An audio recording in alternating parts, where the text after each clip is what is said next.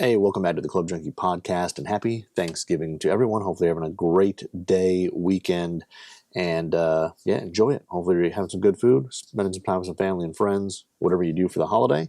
Hopefully you're enjoying it. But before we get into today's episode, I just want to let you know it's brought to you by Titleist, and Titleist is always looking for ways to help you shoot lower scores, and the golf ball you play can make a big difference. Here's something you should know about. Alignment Integrated Marking, or AIM, are alignment lines precisely printed on your Titleist golf ball. AIM is available in a variety of different designs and colors. AIM Performance is a tour-inspired 105-degree line available in black, red, blue, or pink. Now, AIM Enhanced is a distinctive 3-line alignment system. Both AIM Performance and AIM Enhanced are available on Pro V1, Pro V1X, and Pro V1X Left Dash golf balls. Now, Titleist AVX and Titleist Tour Soft golf balls are available with AIM 360, a 3-line design that wraps all the way around the golf ball. I'm a big fan of course, AIM Enhanced. As I say every week, I'm a big fan of that. I use it on my Pro V1X. I just like that. Slightly thicker than a single line, but it's not all the way around the ball. I think it's like the good blend of, being helpful, but not overly, not too much on the ball. So, but why use AIM? AIM technology has been found to help golfers be up to 35% more precise in lining up putts. AIM can also help with confidence lining up to the target off the tee. You have to see AIM designs to appreciate them, so visit Titleist.com to see all the AIM markings today. So it is Thanksgiving. I know this podcast comes out on Thanksgiving, so maybe you're listening to it while you're, traveling to family, friends, wherever you're going, traveling home, whatever you're doing. Please travel safe, whatever you're doing, wherever you're going. Travel safe, get there and back. But hopefully you have a great weekend. I'm going to be spending my time with family. We're going to usually split the day. Do the morning with my family and the afternoon with my wife's family.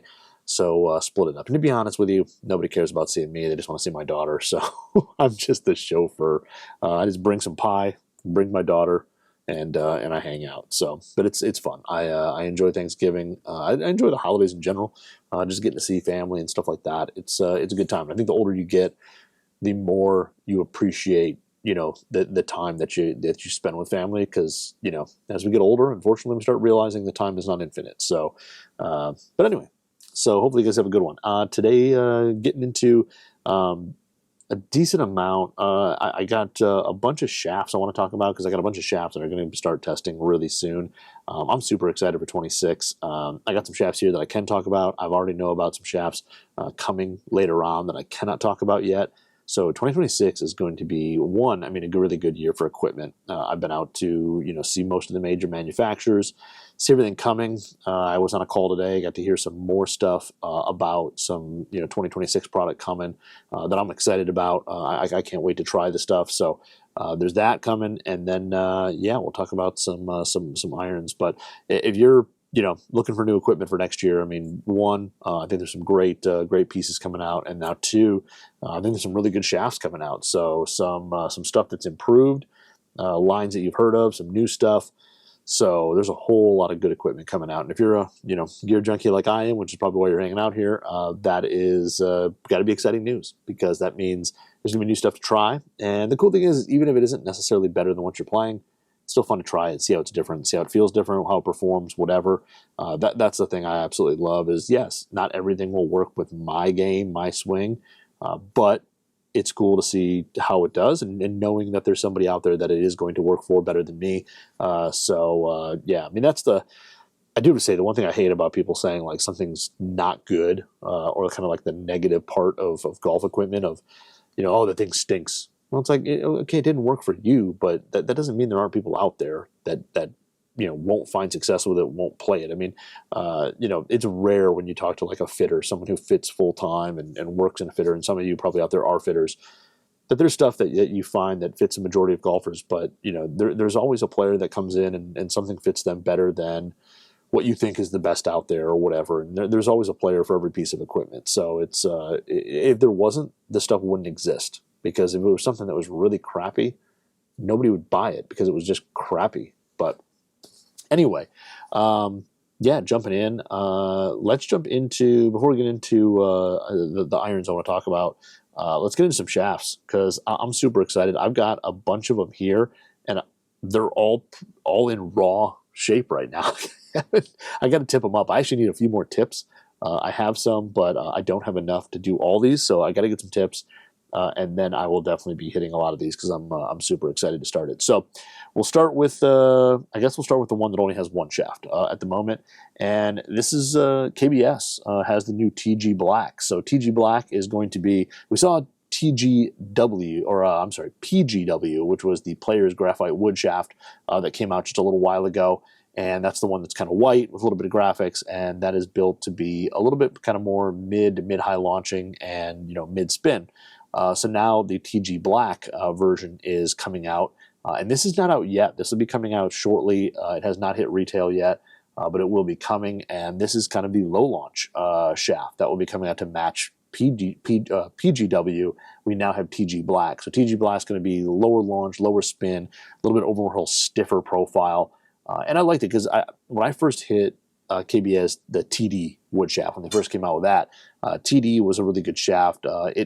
It lacked a little feel. It performed really well if you wanted something that was a little bit kind of mid-low launching, low spin. It just didn't have a ton of feel. It was a little bit boardy. Didn't have great responsiveness. PGW definitely is a huge improvement on that. And now we get TG Black, which again, using some new high-end carbon fiber and some cool graphics on it, but they're making this thing a little bit more stable. It's really stiff in the tip section, and they're going to offer this thing in a good wide range of weights and flexes. So if you've hit some of these, and I know there's a forum thread in the Golf the X forums of people trying this shaft out and hitting it and reviewing it. There were some prototypes in my back wall. There's actually a prototype KBS Black shaft. That's this shaft. So I've been hitting it a little bit already, and I do have to say, definitely feels a little bit better than TD. But yeah, really stiff, really stable, and meant for a little bit more penetrating launch. So built for the stronger player. The player's got a little bit more speed and kind of wants to control launch and spin. So this one's pretty exciting. I've got a few here. You may have seen on Instagram, if you follow me on Instagram, at Club Junkie Pod, did kind of a thing. I've had people tell me why they want one of these shafts. So I have like 4 of them.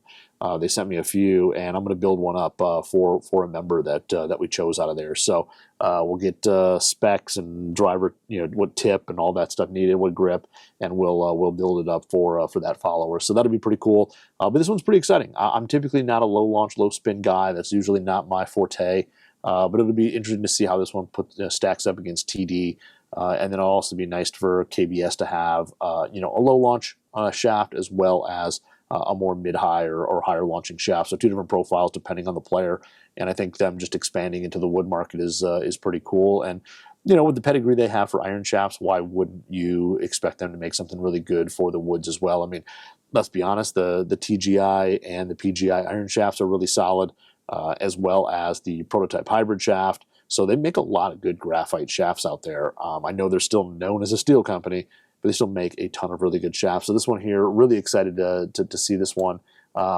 Again, just meant to be stable, built for the stronger player. And I tell you what, like this is just, which one? I grabbed the 70 stiff, and I mean, this thing is pretty darn stout. So I think this is going to be in that kind of, Ventus Black, Hazardous Black type realm, where it's going to be stiff and stable for those high speed players. So again, may not be exactly my thing, but I think for a lot of players this is going to play really, really well. So excited to see it. Again, we're going to see a ton of stuff. I mean, they're going to make this thing from 40 to 80 grams, bunch of different flexes. It's going to be a pretty I think well-rounded shaft up there for that low launch, low spin. It'll be exciting to see how it is. But here's the retail markings on it. The other cool thing is that it looks black. I mean, when you're looking at this, if you're watching this on YouTube, it looks black. When you get it in the sunlight, it's actually it's kind of got like a dark red flake to it. That you can kind of, when I'm in my basement, you can kind of get it if I'm like directly under the light or something like that. I can kind of get it to show it. I mean, I guess if I put my, camera on it, you can kind of see where it goes there. Let's see if I can make it happen. I don't know if you can. But anyway, it's got like this red flake in it that's going to give it a really, really cool look out in the sunlight. So I will give it one little knock on the graphics. The graphics are completely 360, and there is kind of almost no way that you can't see a TG Black or the weight and flex in the address position. There's really not a way for that. So, yeah, so that's kind of interesting. I know some players, they like to have kind of a more basic look from address or something like that, so they'll orient the shaft that way. But this one here, you're definitely going to see some of the graphics on it, which don't go all the way down. I mean, halfway down, they do stop. So, when you're staring at the club head and ball, you're not going to notice it. But up near the grip, you're going to see a little bit of this KBS and all that. So, very cool. But it's excited to see the new TG Black from KBS come out. It'll be cool for people to get their hands on them. I know there's a few people playing it on tour, like Jason Days had had one or so in the bag already. So we're already seeing some tour play, which is pretty cool to see some tour adoption on that. So that's new from KBS coming, which will be exciting. And then the one that I, again, just posted on Instagram, again, Club Junkie Pod, if you're not following, but I just posted on Instagram today is we've got new shafts from Aretera. And if you're not familiar, Aretera is the brand that kind of started by Alex D. And if you're not familiar with Alex D, if you're playing Aventus, you should be familiar with Alex D because Alex spent like 20 plus years at Fujikura designing shafts there. Left, went out on his own, and him and a bunch of other guys who've been in the golf industry a long, long time started up Aretera just a few years ago. I want to say it's like 2, maybe 3 years ago. They started up Aretera, and they came out with their first shaft. That one went away rather quickly. I don't know exactly. There was something law-wise, with a lawsuit, whatever. It went away. Not sure exactly what happened with that one. They never really talked about it. And then we got EC1, which is out currently from them. And the cool thing about that shaft is if you don't necessarily recognize it, it was a discounted upcharge in Callaway woods, so you could get it in drivers or fairways for I think like $100 extra instead of paying $200-300 for a lot of these shafts. But this is the A02, which is just out brand new. They just launched it this week, so I think it was like Tuesday. It came out, and the big thing on this one is their power grid system. So this is going to be a little bit different than EC1. There's blue, which is this one here, and then they also, as usual, they make a gray model as well. So 2 different profiles to kind of suit players. But the big story in this one, at least with Aretera, almost everything of theirs is they use super high-end stuff, and they basically say since they do smaller volumes than some of the big manufacturers, they're able to use some of these, a little bit more exotic, higher-end fibers in their shafts to create these profiles. And they're able to get away with it and do stuff that other brands don't because they don't look, I guess, at the bottom line as much as other shafts. They'll take less of a margin or something like that on their shafts. Now, these are not cheap. I don't know the exact price. I think they're in the $400 range for them. But basically, the big story with these is the design. So I guess with shafts, when you design them, there's what they call a bias core, which we've all heard of. And the bias core is usually the first, few layers of carbon fiber that run through, and they basically handle the torsional stiffness or the twisting of the shaft, and they handle that. And then the outside layers do more with the bending stiffness in the profile, and usually that's how they're separated. And what Aretera is doing with this one is they're doing kind of a layered system. So they'll have a layer of kind of this 45-degree kind of spread toe fabric or thinner fabric that runs, and then they'll have a layer of more of the bending stiffness, like the 0 degree, and then they'll do another 45 and a 0 and whatever. And I guess as they alternate the layers, they're able to kind of control bending stiffness and torsional stiffness a little and separate them a little bit more than other shafts they have in the past. So a kind of cool design there. The other thing that they're doing, supposedly this thing here, really thin carbon fiber sheets are using. So the spread toe fabric is super thin, and they're saying they're putting in about 16 to 20 layers of carbon in these shafts, depending on weight and flex. Whereas you're getting, I guess, from they're saying you're getting around 7 layers in traditional graphite. So I thought that number was a little bit higher in terms of traditional graphite shafts, in terms of how many layers they use. But they got both profiles, so gray and blue. Both similar in terms of EI profile, in terms of bend. So they've got a little softer handle section in them. They call it more of an active handle for some feel, and then the midsection gets a little more firm for that kind of torsional stability in there. And then the tip is stiff on both for a little bit more control and help with kind of hitting the club head or connecting with center of the club face more often. Some of that consistency, and basically the gray model is about, I think 7, 8, whatever percent stiffer tip than the blue. So they don't label them as necessarily low launch, low spin, mid launch, low spin, whatever.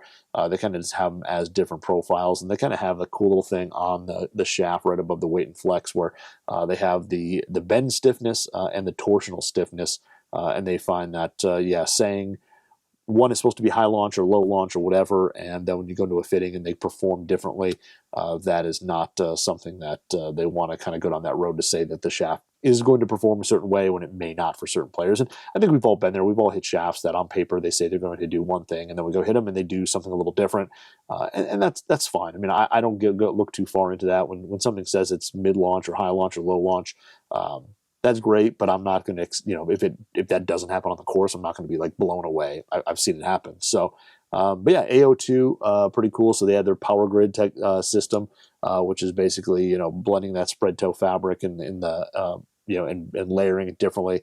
So very cool look. I like how they go from like the white graphics, and then they blend it into the clear that then has the spread toe fabric on there, which you can kind of see the weave and everything. When you get into the sunlight, it looks really, really good. So a little bit like KBS, I'm going to give it a knock for when you go logo down. So when you put like the flex and everything down, they still have a big thing of the Aretera logo on top. So I wish that was just a little bit more clean indeed from a dress, but honestly, I've played all their other shafts before.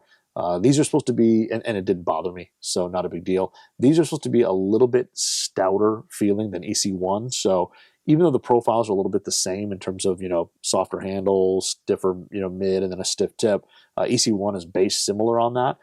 These should play a little bit more stout and a little bit more stiff. So for players who may have thought EC1 was soft, these here should be that kind of in between, be a new kind of feel to it. So offered again, much like others, in kind of a lot of weights and flexes. Blue is going from 45 all the way up to 75. Actually, both are. So blue and gray going 45 grams all the way up to 75 grams. So a lot of weights, a lot of flexes. They also go to the number system on flex. So where like this is a 5, which is extra stiff. They may have the 4, which is stiff, 3, which is regular, and then 2, which is light flex. And they do make a couple of them in 6s, which is Tour X. So they do make quite a wide range of weights and flexes in these. So these I'm super excited. These have blue tape on the tips because I was just about to get ready to prep them before I started recording this podcast, but I got tips ready for these.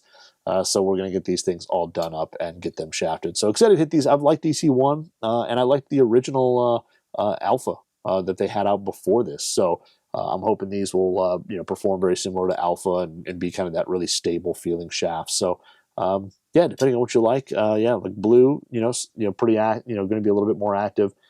It might launch and spin a little bit more than gray, but you kind of have to hit them and see and work with your fitter. But these are out there now, and or should be coming out soon, and are pretty exciting. So excited to hit these out there. And those I have not hit. So I just got those in, and oh boy, starting to lose shafts here. Dropping them all over the place. And then, finally, I guess finally for now, as I said, I know we're going to have some more shafts coming, but we have the new UST Mamiya Link series. So this is the Link Power Core, which if you're watching this again on YouTube, you'll probably look at the graphics on here and say, man, I've seen that shaft somewhere. Yes, you have probably seen it on tour already. They've been on tour for a little while. The biggest thing is Ben Griffin has won a couple times with these in the bag, and I've had one on my back wall for a while. That is actually a blue prototype that is on the wall there. I now have the retail blue one. They're actually the same profile, just the graphics on that blue one are a slight bit different. They weren't quite finalized when I got that shaft there. This is now the final one, but a cool look. They've got the white kind of band that runs through it, and then this kind of black dark chrome ion finish. And they're doing their usual 3 profiles. So they're going to do red, which is going to be kind of the high launch, or mid-high launch, mid-high spin. And then blue, which is going to be mid-launch and kind of mid-spin. And then white is going to be the low launch, low spin. So 3 profiles, much like you kind of expect nowadays from shaft manufacturers. But these things here, the big thing is Power Core. And Power Core is kind of a blend of their kind of high-end Q-ply material, which they've used a little bit in some of the link shafts. I think some of the TSPX ones use some Q-ply material, but they're using a little bit more Q-ply in here, which is a really thin, strong fiber. And then they have a brand new, it is nano resin matrix that works with it. So it's basically a kind of like a nano resin system that works with the Q-ply, and it makes these things extremely stable, really, really strong, and they basically have better hoop strength. So as the swing goes, I'm knocking stuff off, like the hoop, as they call it, the roundness of the shaft, it deforms less as you swing, and it also has better energy transfer. So it's just controls, the deformation of the shaft as it's kind of under load and under stress. So these things here are really good. I've been hitting the blue one a good amount. When I went out to San Antonio for their launch event, I got to hit the blue one a lot, and really impressed with how it plays. It's really smooth feeling. It's really stable, and I was impressed. I thought it was at a true mid-launch. It was low spin. Hit some great drives with it. When you missed it, it still went straight. And now you're adding the red and the white to this. So pretty excited there. So red, like I said, and the other kind of cool thing they do is on these, I'm going to grab white because I think it's the easiest to see it. But they put the kind of the shaft, let's call it profile, like right on the shaft. So it'll say, low launch, low spin right there. So if you kind of look at it, you kind of have a little visual representation of what goes on there. These little blocks on there that fill up that are, that are either white or blue or red. Now, I do have to say it's kind of cool because every shaft looks identical except for the markings on there. So you kind of don't know which one, kind of don't know what model somebody's playing. And I do have to say the red one or the blue one, I'm sorry, is just a hair harder to read because it's a pretty dark blue on there, or fairly dark blue, and reading kind of what it is a little bit more difficult. I mean, thankfully we all know that the blue profile is pretty much mid-launch and mid-spin, but it is a little different there, with that. So the cool thing is that these are really, really similar, EI profiles, where they're a little bit stiffer in the handle, and then the mid gets a little bit softer, then the tip kind of stiffens out a bit, and they're slightly, like white is going to be a little bit stiffer in the tip and the butt than red and blue, but they're really progressive. They're all really similar. So in terms of profile, you don't have to sit there and be like, oh, well, I like white in terms of the profile, but I need a little bit more launch. But blue's a completely different bend profile with different handle, mid, tip. They're all pretty much the same, just different levels of stiffness. And it was pretty cool. Danny Lee from UST, when I was out there, was saying that they kind of do some things with internal diameters and stuff like that to kind of control how the flex works and as well with the actual bending stiffness, but they control that inside. That will kind of help to keep those EI profiles the same while still delivering different flights in terms of high, medium, and low. So a really cool system here, but these things have already won on tour a couple times in Ben Griffin's bag. He's got some white protos in the bag, or white versions in the bag, and he's got like a 7 and an 8, like a 7 TX in his driver, 8 in his like fairway wood or something like that. So he's got a couple of these in the bag. So they've already won a few tournaments. I'm really excited. I get to hit blue. I've liked it. I'm excited to go hit white and red. I've heard really good things about white. I know some people who already play white. They went to that event, got a white, so they're playing that. And then, it'll be pretty cool to see red because I haven't heard much on the red one yet. And typically red profiles for me are usually pretty darn good, so I usually hit those fairly well. So we'll see how that goes. But like I said, I've already been impressed with blue on this one. It's been really solid for me. So it'll be exciting to see what the rest of them go. So those are the kind of 5, 6 shafts that I have right now to go hit.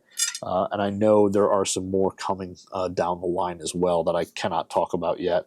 But I've heard I've seen some stuff, have heard some stuff. I've even had a few swings with some of them for next year. But I think we're going to have to unfortunately wait till probably January at least to see at least some of them.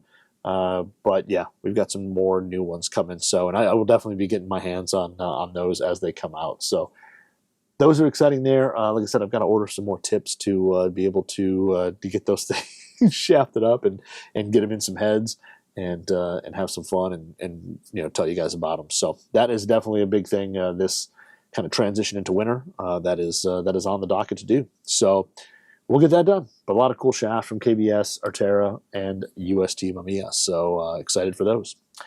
And then, yeah, we'll get into what do we want to talk about today in terms of actual clubs that I've hit. We're going to talk about sub 70 and sub 70 iron. So if you're not familiar with sub 70 is a company based out of Chicago, and they do direct-to-consumer golf clubs. And I know there's a lot of interest in direct-to-consumer because typically you're going to get a product that is a little bit less expensive than a big manufacturer.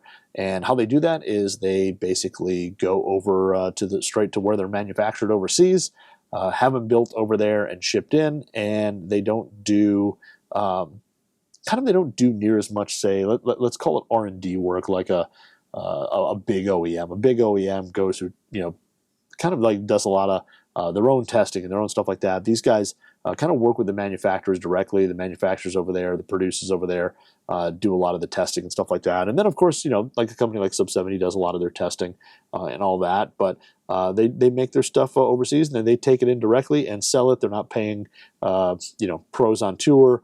Or they're not selling them in big box stores where they have to kind of lower prices to make, have them make, their cut, things like that. They're selling them direct to you, and typically they're a little bit cheaper. And for the most part, they are. Now, Sub 70, they've got a ton of different options. I know some of the manufacturers out there, like the Tacomos of the world, the Kayleys, the Haywoods, they've got a couple models in their lineup. Sub 70 has a bunch.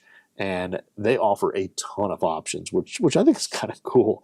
So like this one here we're talking about is the 669 CB. So this is a forged cavity back iron, a little bit oversized. It's actually listed, even though it's a one-piece forged cavity back, it's listed under their game improvement irons, which is pretty interesting, but I think it's also kind of cool. And then they offer alone, just this head, in 3 different finishes. So you can get it in chrome, raw, or kind of a gunmetal black color. And then if you really wanted to, if you're a tinkerer or whatever, builder yourself, you can order heads only from them. So you have a set of shafts or whatever laying around, or a certain shaft you like to use, or you like to build your set a certain way, and you want to tip the shafts or prep the shaft, do whatever you want to do, they will sell you brand new heads only in any one of those finishes as well. And then if you go into like their iron line, they have something like, let's see, it's like 1, 2, 3, 4. They've got like 4, 5, 6, like 7, and like 7, 8, 9. They've got something like 9 sets of irons that you can buy on there. And the one drawback that a lot of direct to consumers had is they usually didn't offer a lot of custom fitting options. Not a lot of shafts, grips, whatever. Sub 70, it's not as much as say some other some big manufacturers that offer everything. They offer a good amount of custom stuff that you can do with these, which is pretty nice. And honestly, this set 4-through pitching wedge. It was just a stock shaft. This is a True Temper Dynamic Golden Mid 115 S300, so nothing too fancy. And then it's got a nice lambkin crossline black grip on it. So again, nothing fancy, but a good brand name grip, all that. This here set 4-through pitching wedge is $910. And if you didn't want the 4-iron because you just didn't want the 4-iron, it's $780. So these are about $130 a club, which I know it's not cheap. I'm not saying $780 or $900 is cheap, because it's definitely not. But when you look at the equivalent in a big OEM is probably $1,300 to $1,500. It's definitely something where you could save some money and still get something nice. And I'll say this: the first thing that people ask, because I think the first concern everybody has with direct consumer is because it's not sitting in the store, you can't just go touch it. Are you getting decent quality for your money? Because that's the big question of like, well, yeah, it's cheaper, but is it like just cheap junk? And I can say it's not. Like these things, I've had a few sub 70 clubs that they've sent me over the years. I've got actually both of their drivers. I've got their a 4-wood. I've got a handful of stuff from them, and everything I've seen from them is really, really nice in terms of the quality. I think they do a really nice job here. These ones here, these 669s, the 669 CBs, the whole backside, the whole sole, everything is milled. They've got all the milling lines, all that, so you can see where they milled it. Now, is the milling like, say as nice as a Scotty Cameron or Bettinardi putter? No, it's a little rougher than that. The finish isn't perfect, but in terms of, they're milling these heads, so they're not only are they forging them, but they're then milling them. That take some time, cost some money, and they're doing all that. That also gives them a really cool look from the back. Make sure, the soles, we always talk about kind of, with other manufacturers milling these soles. That means they're consistent throughout the set. So if you were to get a set of these, you wear them out, you want another set, you can get another set, and they'll be exactly the same in terms of the bounce, the performance, all that. So a very cool kind of system. They got 3 little weights in the bottom that you can probably change swing weight with. They probably do that there. They don't really, that I saw on their site, sell weights for it, but a really good design, really classic. Just got a decent cavity there, a little bit of perimeter weighting on the outside, but overall a good-looking iron, and quality-wise, seem really good. Yes, there's a little thing where like the ferrule isn't 1,000% flush. Like you can take your nail and catch just a tiny edge, but from looks, it looks really good. They've done a nice job. The grip, it looks good. I mean, there's nothing on here that doesn't say nice. And I think at $910, I think this, if you were to get these in your hand and order them, they show up. You're going to be really impressed with what you got for your money. So. Really nice here from the look standpoint. Now, in terms of this iron, it is, yes, under their game improvement irons, which was interesting because it was funny because I went to go look for them and I didn't realize they were under their game improvement side, but the 669s are underneath there. So these are actually the raw finish ones. I have not played them enough outside to get them to really rust up. But it is pretty cool that you can get raw irons for under $1,000 from sub 70, which is pretty. And they do it with like all their forged stuff. I think. I don't think their hollow body stuff. This is like the 699 and 699 Pros. I don't think those you can get in raw, but all of their forged stuff you can pretty much get in raw, black, or chrome, which is pretty awesome. I think, and especially you can do heads only. You could order heads only. Oh, while I'm doing this, let's just pull them up. 699 iron heads. Here we go. Let's just see. 699 CB, 669 CBs, and if you want right hand, they only offer them right hand, which is a little bit of a bummer for you guys there. But if you want right hand heads only, because you have your own shafts, your own grips, whatever you want to put in there, $560 in raw. So that's pretty sweet. So you can do raws, heads only, 4 through pitching wedge, for $560. It's pretty darn solid, I would say. So, pretty cool that they offer that stuff. So pretty awesome. These, are under their game improvement side, and I didn't realize that when I was talking to the guys at Sub 70, and I was like, yeah, these look really good. I think I'd want to try these. So they sent me a whole set, 4 through pitching wedge, and they just built them with the True Temper Dynamic Gold Mid 115 standard shaft for them, no upcharge. I was a little. I wouldn't say shocked, but I was a little taken back because I did not expect these to be as big as they are. They're definitely a little bit on the larger side. So when you set these down and you're expecting a tiny little cavity back, like a kind of a 620 CB or something like that, that is not what this is. These have a bigger look to them. It's kind of like when you look at something like an Epon AF307. It's just like an oversized iron that is forged.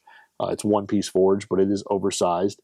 I would say a little bit of the new Tour Edge Exotics, CB and MB. Those are a little bit on the bigger side, as is this. So a little bit larger. It does have a little bit more offset than some other irons. I would say the offset in this pushes closer to something like a Callaway Thai Fusion, or maybe I'm trying to think something like that. But something a little larger like that. Maybe a Mizuno JPX 925 Pro.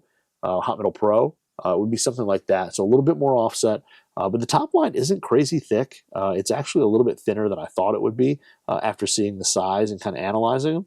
But a little bit more offset, a little bigger profile, which is kind of what they are. They're designed to be more game improvement. They make other irons that are small, compact CBs. One of them I have the 669 TC, which is, it's a cavity back, but it's a really shallow cavity. It's almost more blade-like. But that is a little bit smaller, still one-piece forged, great milling on the back. That's going to be something that's going to be under that more player category. But this is built really for that player, and they call it, because they have some kind of cool, they say it's like an 8 to 18 handicap. So this is definitely a little bit more mid-handicap player who's looking for great feel, that ability to work the ball and kind of, hit some different shots while still getting forgiveness out of it. It's not going to have speed. It's not going to be insanely long. It's going to be a little bit more of a control iron. It doesn't have multi-piece. It doesn't have a thin face. It doesn't have tungsten everywhere. It's not built like that. It is basically built for, I think it's an aspiring player. That 8 to 18. I think it's that player who's that 10, 12 handicap who, I want to move into kind of like a more CB blade-ish iron, but I still hit some poor shots, and I need something to kind of help me when I hit those poor shots. This iron, I think, is kind of built around that. Or a player who has a bunch of speed already. They don't need those faces. They need a little spin. They need a little consistency there, but they still, again, hit it kind of all over the face and need a little help there. These irons fit that bill. So I think there definitely is a market for this iron. It's not just in kind of a weird place, but I would say you'd put this up against maybe a, what is it, a Callaway X Forged Max, something like that, a little bigger iron, that single piece. But yeah, forged from carbon steel, and it's called DT4 carbon steel. I don't know exactly what that does for what do you call it in terms of what that metal is compared to other carbons out there, but it is carbon steel. So again, you can get raw heads and they will rust. Lofts aren't too crazy. Based off a 22-degree 4-iron, 31-degree 7-iron, 44-degree pitching wedge. So slightly strong, but nothing crazy. Overall a good-looking package if you understand that these are a little bit bigger and are going to, be that slightly larger size. So, but good-looking iron for what it is. I think the face progression is good. In terms of height, the face height progression is good. They definitely don't look even though they're a little bit longer heel to toe, they don't look super stretched out. Not to my eye, at least. I think that face is tall enough to cover some of that. It still looks pretty solid, looks pretty traditional.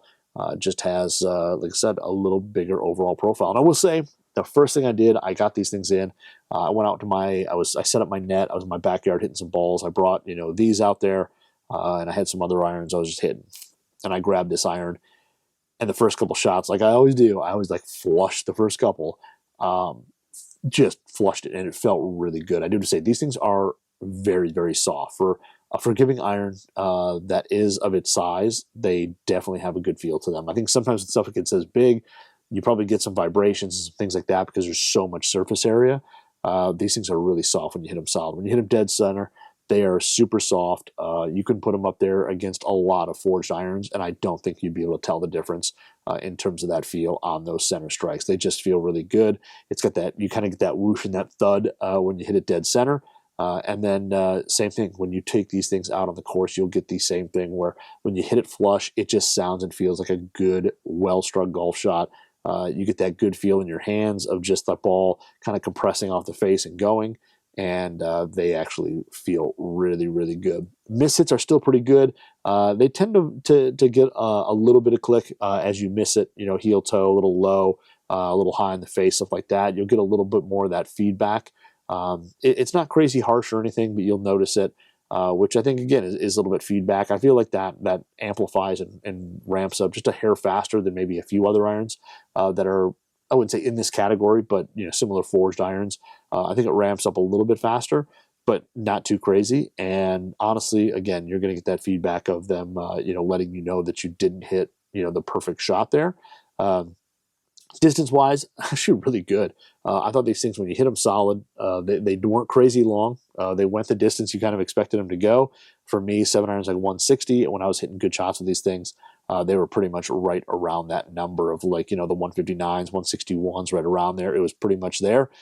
Misses, you got a little drop off. Being used to hitting a lot of hollow body stuff, a lot of thin face stuff, the drop offs on miss hits are kind of reduced. This one here, you do notice that drop off a little bit more when you do hit a toe side. That number isn't going to go from just 160 to like 158, 157, whatever. You're going to see a 155. It's going to drop a little bit faster because there isn't that speed to support it. But I do say the misses out there, when you do hit it a little bit kind of like low toe or low heel or something like that, they stay on line really well. I think this larger package that this thing comes in does add some stability. It's probably got a little bit higher MOI, and those balls stay on line really, really well. Better than I think a lot of irons that are built in similar construction like this. So I would say forgiveness-wise, this is actually really similar. I always thought the Epon AF 507 was really, or I'm sorry, 307 was really forgiving. I thought for its being just a solid one-piece forged club, really forgiving. I think this is very similar in that aspect where Where you may see the distance drop off a little bit, you're definitely going to see a straighter ball that is going to go more towards your target. So if your target's center of the green and you hit it a little toe, it might just kind of leak off maybe just a little bit right or left, depending on your type you miss and how you're bringing it in, if it draws a little bit or fades a little bit. But the overall miss is not going to be like way off, far right of the green or far left of the green. That ball is going to basically be within that green. It just may be a little bit short. You just have to chip it on and make a putt. But it doesn't put you in tons of trouble when you miss it, which is pretty nice. So overall stability and straight line, it goes really, really straight, and it goes, distance wise, it's consistent. Spin wise, a little bit lower than I thought. I thought it was going to spin a little bit more, but again, out of the rough, like here in Metro Detroit, Michigan, our rough is like long, thick, lush, whether it's around the green or out in the fairway or out tee to green. And I never noticed anything that like the ball flew longer than it should have. Hit a few balls with some grass behind the ball. And I never, had one fly further than I thought. Never had one fly the green, anything like that. Everything stayed pretty well, even though, like I said, spin-wise, it was a little bit lower than say, TC 202 from Mura or something like that. It spun a little bit less than that, but it still had good control. I thought the height was pretty solid as well. I think for this iron, this size, it helps get the ball up in the air. I thought it did that. I would consider it kind of like a mid-high launch on there. The ball got up really fast, went out there pretty, even having like slightly stronger lofts. It definitely got up easy and carried and stopped on the green well. So that part of it, I think if you're a player, again, looking to move into kind of that single aspiring player type cavity back, this thing here can definitely give you some better performance from that. And then turf interaction was actually really good. I mean, if you look on the sole has kind of a cool pre-worn leading edge on it, and they basically bevel that just a little bit, and then you get to the full bounce. The sole is fairly wide. It's nothing crazy. It's got a little bit of width to it. I don't think anything wildly more than say like a ZX7 or maybe a ZX5, but it's not crazy wide. But that pre-worn leading edge, I mean, it's been soft here for a while. This thing gets into the turf, gets out pretty quick. The transition in there is pretty fast. And yeah, overall, didn't dig, wasn't taking big divots. I thought the divots were pretty shallow, pretty minimal when going into the turf compared to a lot of other irons. But yeah, plays, I think, like it has a wider sole than it really does. But the turf interaction on this thing, really, really good. And even when you got down to the lower irons, is I tend to get a little steeper with the 8-9 pitching wedge. Even those, that sole design worked really well, and I thought kept those divots pretty shallow and pretty consistent and pretty manageable. So got through the turf quick. Never felt like it was kind of getting in and sticking or anything like that. In this soft turf and getting steep, it didn't make these things play any worse than that. It didn't make them play bad. It didn't make them play poorly. And sometimes you get into some bigger irons and they feel like they just get into the turf and it's just, you got to dig them out, or you just got to get them through that turf. Even if the divot's shallow, there's just so much, area there that you just got to get it through. And it really didn't have that. It definitely got through fairly quickly. So really solid on these. I thought the performance was really, really good. Again, if you're, looking for something tiny, these aren't it. But yeah, in terms of, hitting into the net, my backyard, had this thing up, carry wise, average about 158. Like I said, I leave mishits in there. So putting great shots. You saw some 162s, 161s, but you never saw like the 168s. You may see a 65, but you never saw like an 8 or a 170 or something with a 7-iron. Everything stayed pretty much around 160 when you hit it solid. And then you saw some drop-offs. When you missed it, decently off the toe or the heel, you would see that come back to that 155-ish or something like that. So 158.3 was kind of the average on distance. Spin, 6,129, which, again, a little lower than some of the other stuff that I've hit that's kind of in a similar category. But I don't think it's out of the realm of not having control. I think these things here still spin enough where you hit out of the rough, you've got a little bit of that, call it a fly or lie. It's not going to go crazy on you and just really jump. You may only see a little bit of that distance gain from there. So 61.29, ball speed 114.4, which I thought was pretty good for a non-fast iron. I thought it held up the speed pretty well. And then the launch number at 19.3. So again, not the highest thing I've hit, but fairly decent. I would put it in kind of the mid-range in terms of most of the irons I've hit. And then apex 95 feet and a smash factor of 139. So overall, I think these things performed really well. They were basically like a little, I'll call it a little bit hotter, a little bit lower spinning than my Mura TC 202s I couldn't find my E-Pawns on here because those were similar. The 307s. I think I called them the 507s before 307s. I think I have those, but I couldn't find them on my chart. They're somewhere here, and I'm not going to waste your guys' time doing that. So, but sub 70, some really cool things here. Like I said, these things here, if you're looking for something that's easy to hit, but you want to be kind of have that that CB feel, a little bit of workability, all that, I think this is a great iron to transition from maybe your kind of super game improvement into the next step. These are a great, I think, stepping stone instead of just jumping all the way to that player's CB or something like that. That's going to take a little time to get adjusted to, and you're going to pay for it in miss hits. This is going to give you that good feel, a little bit of that workability, a better look, while still not taking away all the forgiveness. So, kind of a good in-between iron for those aspiring players, but this is the Sub 70 669 CB. And if you go to Sub 70 Golf or sub70.com, Golf Sub 70. So Golf Sub and then 70.com, so all one. You can check out all their irons. They've got everything from blades all the way up to super game improvement irons. So they've got a bunch of stuff, and I've got 7 irons from their MB, the TC, and the 699, 699 Pro, so I'm going to hit those as well and let you guys know how those go. But this set here, really, really solid, and I think they did a really nice job on these things. So 669 CB from Sub 70, and a good value as well. But that's all I've got. I know it went way longer than I probably thought I was going to, but anyway, I'll let you guys get back to your Thanksgiving. Hopefully you had a good one, or if you're listening to it over the weekend, hopefully you had a great one. But I will talk to you guys next week. We'll jump into something else new. Maybe I'll get a couple of these shafts hit over the weekend or something. But anyway, have a great Thanksgiving. Have a great weekend, and we'll talk next week.